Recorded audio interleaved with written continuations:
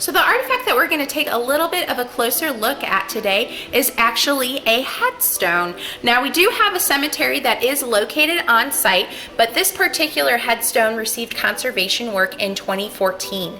And the reason why it needed conservation is because it's actually made out of soapstone, which is a really soft type of stone. But that is also part of what makes it unique. It is believed that this stone was carved by the Bingham Workshop, which are rather famous in the world of headstones within our region.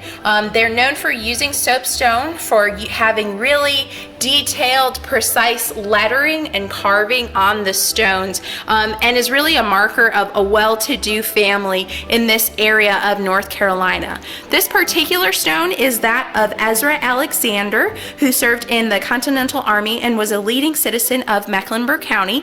It is a dual stone in that it is for him as well as his wife, who was President James K. Polk's great aunt.